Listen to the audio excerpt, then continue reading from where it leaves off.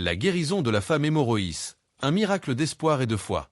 L'histoire de la femme hémorroïs, relatée dans les évangiles de Matthieu 9, 20-22, Marc 5, 25-34 et Luc 8, 43-48, est un récit poignant de souffrance, de persévérance et de foi inébranlable. Pendant 12 longues années, cette femme a souffert d'une hémorragie constante, une affliction qui, à l'époque, la rendait rituellement impure et l'excluait de la société. Une souffrance prolongée et un désespoir croissant. Les évangiles soulignent l'ampleur de sa souffrance. Elle avait beaucoup souffert entre les mains de nombreux médecins, et avait dépensé tout ce qu'elle possédait sans aucun soulagement, mais plutôt son état avait empiré, Marc 5h26. Cette description met en lumière non seulement sa douleur physique, mais aussi le fardeau financier et émotionnel qu'elle portait. Elle était probablement ostracisée, incapable de participer pleinement à la vie communautaire et religieuse, et sans espoir apparent de guérison. Un acte de foi audacieux. C'est dans cet état de désespoir qu'elle entend parler de Jésus. Plutôt que de s'approcher de lui ouvertement, ce qui aurait pu attirer la réprobation en raison de son impureté, elle conçoit un plan audacieux. Elle se dit que si elle pouvait simplement toucher le bord de son vêtement, elle serait guérie. Cet acte, fait en secret au milieu de la foule, révèle une foi extraordinaire. Elle ne cherche pas une prière formelle ou une intervention directe, mais croit en la puissance intrinsèque qui émane de Jésus. La réaction de Jésus est la révélation de sa foi. Au moment où elle touche son vêtement, Jésus perçoit qu'une puissance est sortie de lui. Il s'arrête et demande « Qui m'a touché ?» Les disciples sont perplexes face à cette question dans une foule si dense. Mais Jésus insiste, sachant que quelque chose de significatif s'est produit. La femme, effrayée et tremblante, se jette à ses pieds et raconte toute la vérité. Sa confession publique est un moment crucial. Jésus ne la réprimande pas pour son audace ou son secret. Au contraire, il la loue. Ses paroles sont remplies de compassion et de reconnaissance pour sa foi. « Ma fille, ta foi t'a sauvée, va en paix et sois guérie de ton mal. » Marc 5h34. Les leçons de cette guérison miraculeuse. L'histoire de la femme hémorroïs est riche en enseignements. La puissance de la foi, c'est la foi de la femme, et non un rituel ou une demande explicite, qui déclenche sa guérison. Cela montre que la foi véritable peut transcender les conventions et les attentes. La compassion de Jésus. Jésus ne se contente pas de la guérir. Il la reconnaît publiquement et la rassure, mettant fin à ses années de honte et d'isolement. La reconnaissance de la souffrance. Ce récit met en lumière la souffrance souvent invisible des personnes marginalisées et la manière dont Jésus répond à leurs besoins les plus profonds. L'accès à la guérison. La femme n'avait pas besoin d'être digne ou pure selon les normes de la société pour recevoir la guérison. Son besoin et sa foi étaient suffisants. Le récit biblique se concentre principalement sur l'instant de la guérison et les paroles de Jésus, laissant le lecteur imaginer la suite de l'histoire pour cette femme. Cependant, nous pouvons déduire de l'impact du miracle et des coutumes de l'époque ce que sa nouvelle vie aurait pu signifier. Une vie restaurée et reconnue. Pour une femme de cette époque, une hémorragie chronique signifiait non seulement une souffrance physique constante et un épuisement, mais aussi une exclusion sociale et religieuse profonde.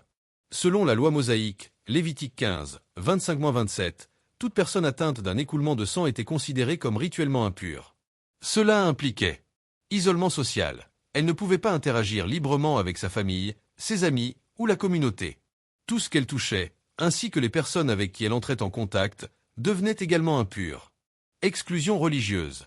Elle était incapable de participer aux rites du temple ou aux synagogues, coupée de la vie spirituelle de son peuple.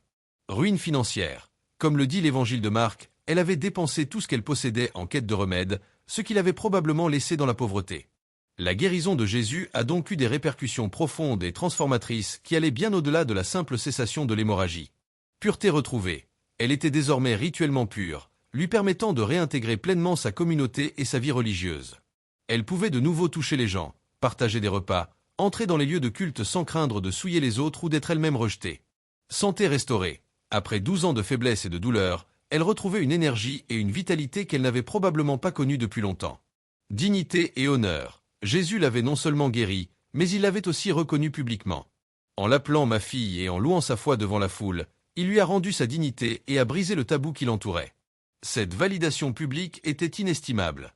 Témoin de la puissance divine, ayant expérimenté un miracle si personnel et si puissant, elle est devenue un témoin vivant de la puissance de Jésus. Il est probable qu'elle ait partagé son histoire avec d'autres, encourageant la foi et la diffusion du message de Jésus. Une nouvelle voie de vie.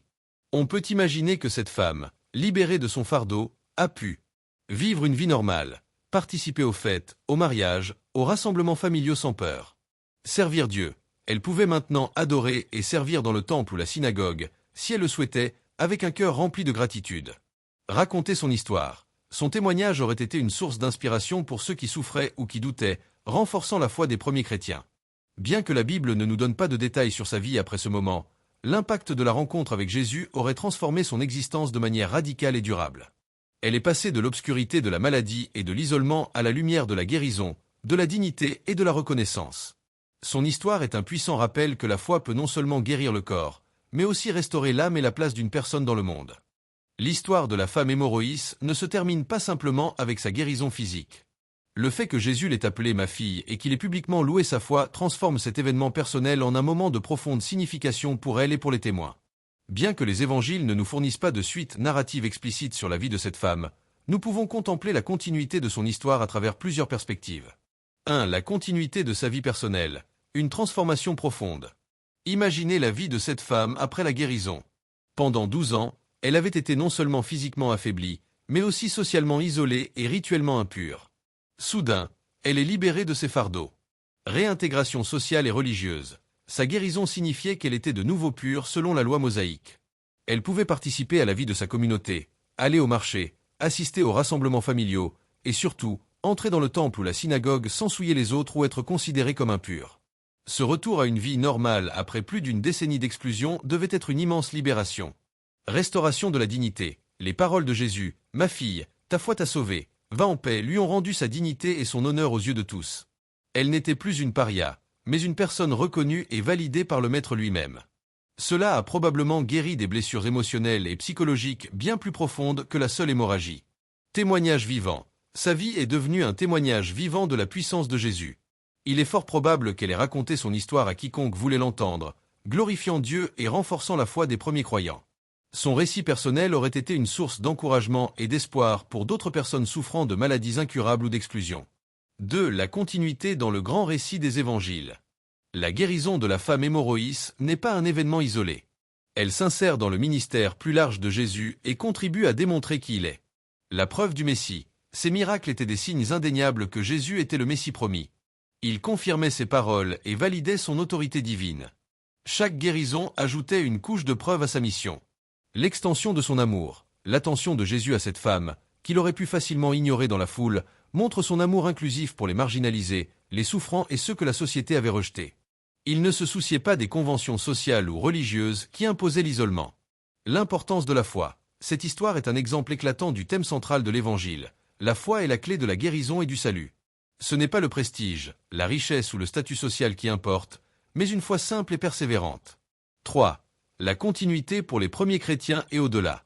L'histoire de cette femme n'est pas restée dans le passé, elle a continué à résonner à travers les siècles. Modèle de foi. Pour les premiers chrétiens et pour nous aujourd'hui, elle est un modèle de foi humble mais puissante. Elle montre qu'il suffit parfois d'un simple toucher, d'une conviction profonde, pour que la grâce de Dieu agisse.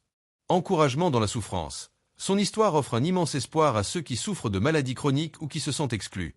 Elle rappelle que même dans les situations les plus désespérées, il y a une possibilité de guérison et de restauration. Inspiration pour le service. Cette histoire peut aussi inspirer ceux qui cherchent à servir les autres, en rappelant l'importance de voir au-delà des apparences, d'atteindre ceux qui sont marginalisés et de reconnaître leur dignité.